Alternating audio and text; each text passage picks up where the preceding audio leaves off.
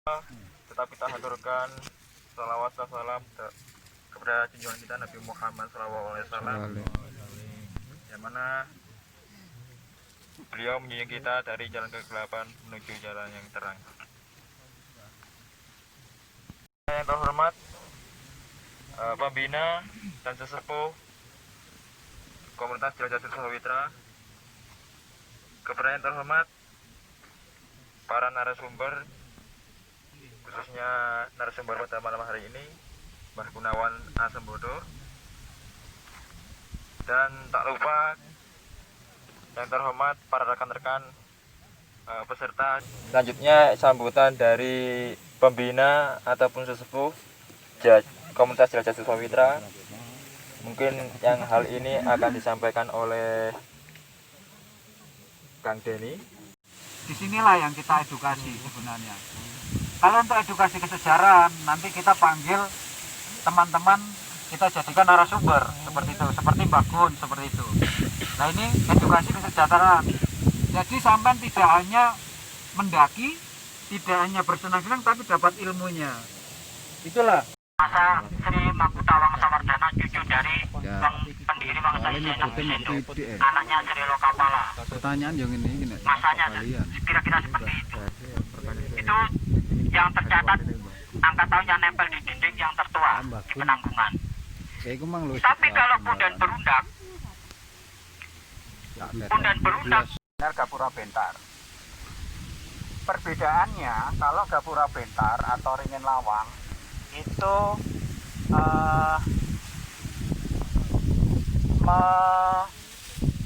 memisahkan daerah yang profan ke daerah semi profan. Sementara kalau Gapura Paduraksa itu memisahkan dari semi profan ke sakral. Profan itu umum. Profan itu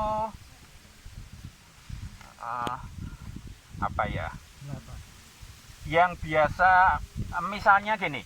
Misalnya kalau gampangannya kalau di masjid gitu ya. Ketika kita masuk masjid, mau masuk masjid, itu biasanya dahulu, sekarang ada beberapa di masjid-masjid Mataram, Kota Gede misalnya, itu ada Gapura Bentar. Itu ada Gapura Ringin Lawang, seperti Ringin Lawang. Tetapi ketika mau masuk ke halaman masjid, karena itu sudah dari profan ke semi sakral, itu gapuronya Bajang Ratu, gapuronya Paduraksa.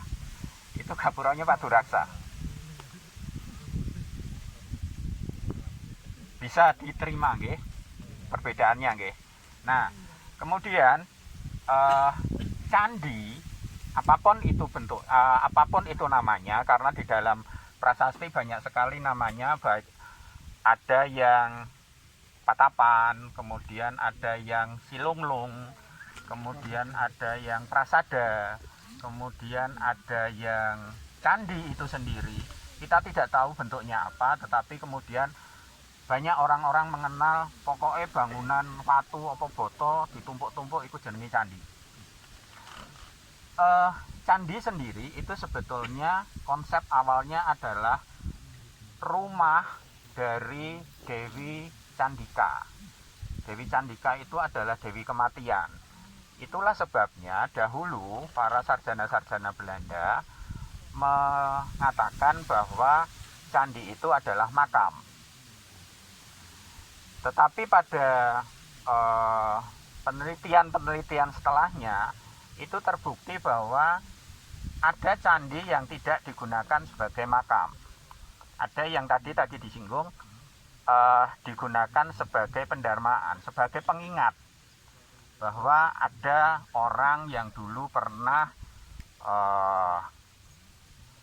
besar di masanya, kemudian anak cucunya mengingat dia dengan meletakkan sebuah arca dalam sebuah bangunan.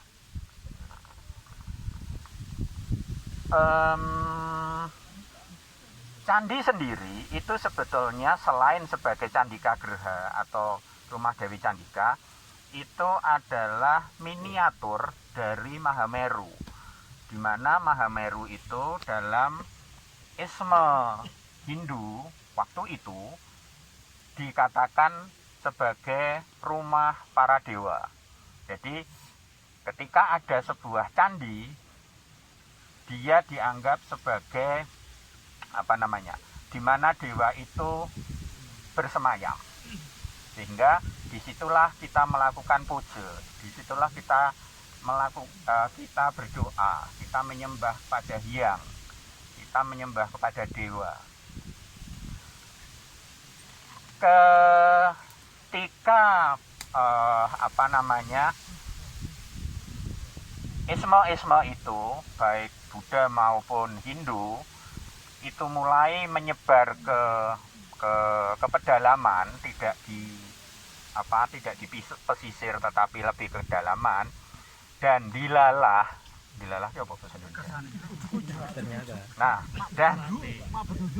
Mak Bedunduk di situ ada pegunungan atau apa. Candi-candi itu dibangun sesuai dengan bentuk lahan yang ada. Itu terbukti seperti apa yang ada di Penanggungan sini. Candi-candi itu dibangun sesuai dengan kontur tanahnya. Konsepnya tetap sebagai tempat persemayaman dewa, tempat kita melakukan puja. 1936 sampai 1938 kalau tidak salah, Sutherham itu telah mengawali penelitian tentang Penanggungan. Penelitian 2 tahun itu kemudian dibukukan dan diterbitkan oleh Van Romon yang menghasilkan 81 sisa-sisa peninggalan yang ada di Penanggungan. Penanggungan dalam hal ini jangan berpikir hanya itu yang ada di di gunung ini saja, karena Jedong, kemudian Jolotundo, kemudian Belahan, kemudian Jawi itu juga masuk dalam rangkaian yang tadi disinggung Kang Sindo nomor berapa. Jadi seperti Belahan, seperti Jawi, seperti Jolotundo itu dalam laporan Van Romon adalah kepurbakalaan nomor sekian.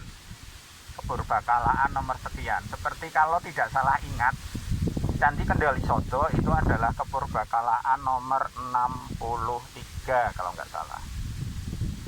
Jadi berhubungan dengan nama, ya itulah. Namanya sih bisa siapa saja.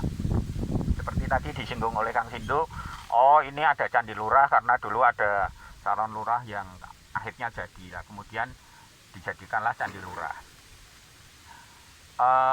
Mungkin itu sedikit perbedaan antara candi di perkotaan dan candi di Penanggungan. Perbedaan yang lain, di Penanggungan tidak ada candi motor. Kalau di perkotaan mungkin ada candi motor. Terus tentang serius yang rumah.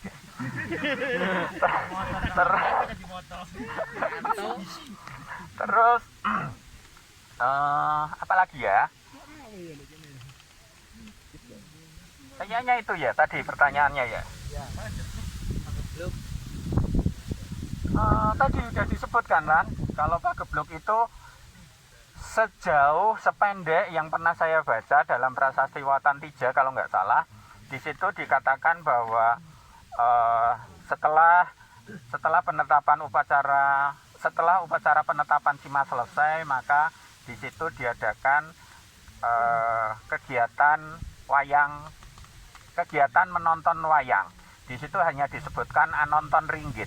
Apakah ringgit di sini adalah ringgit beber ataukah ringgit yang satu-satu? Kita tidak tahu. Tetapi di prasasti dituliskan bahwa ada kesenian menonton wayang yang judulnya adalah Bima Kumara. Itu saja. Tidak pernah ada sebutan apakah kemudian ada cerita tentang Pagebluk atau apa Durno mencari COVID atau apa, tidak. Belum pernah ada ditemukan di dalam prasasti. Pertanyaan lagi nanti. Sama para narasumber yang luar biasa. Tepuk tangan buat narasumber ya. Ya, saya tak nambahi sedikit boleh ya. Iya. Jadi yang pernah saya baca di bukunya Pak Profesor Agus Haris Munandar itu disebutkan bahwa memang dalam suatu mitologi itu gunung itu seperti Penanggungan ini terbagi menjadi 3 kelompok zona. Waduh, lagi ngapal nomawan ya. Saya salah, tolong dikoreksi. Zona merah. Zona. 1 kawasan Burloka, 2 Buarloka, dan yang terakhir Suarloka. Burloka itu kawasan yang ada di bawah gunung, kaki gunung. Nah, itu termasuk peradaban hidup manusia, makhluk hidup, hewan, dan lain-lain. Di bukunya seperti itu. Kalau yang Buarloka, kawasan tengah, tempat para resi. Dan yang paling atas adalah Suarloka. Wah, Suar itu jadi Swarga Loka.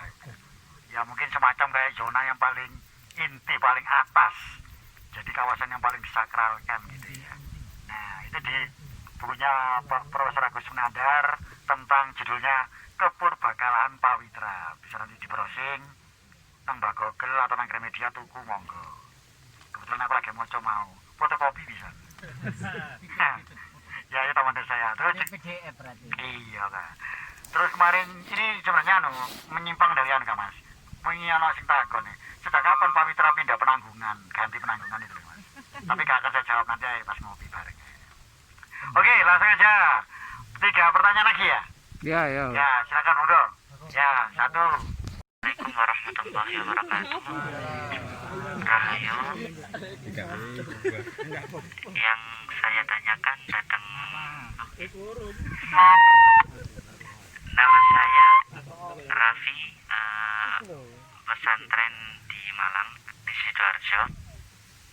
Saya tanyakan datang Mbak Sindu.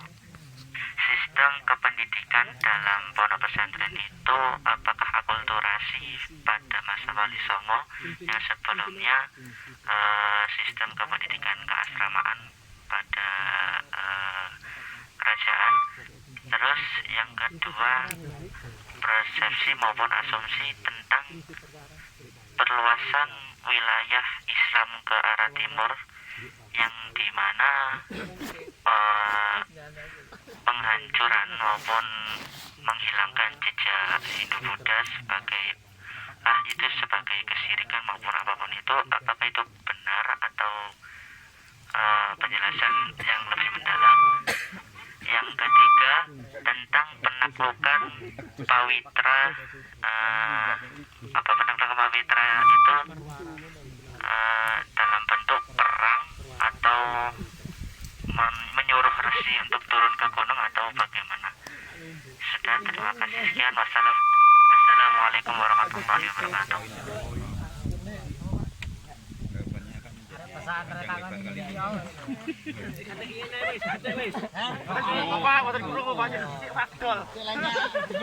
Niku ngejer soalnya. Ngejer.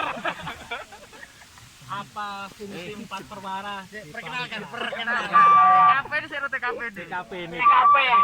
Nama komunitas. Komunitas TKP Mas. Nah, Fungsi 4 perwara di Pawitra. Pun ngejer tiang kok. Di mambulkan gue. Gak disumpet anak memang. Mana. Itu cuma aku liwat ini gede. Ono kowo jembatan ini. Dupo tadi. Baru aku.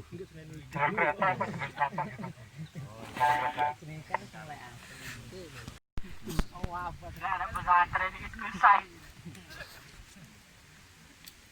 Rancangi mana kalau engko anu kurang sampai tambah ya. Ya.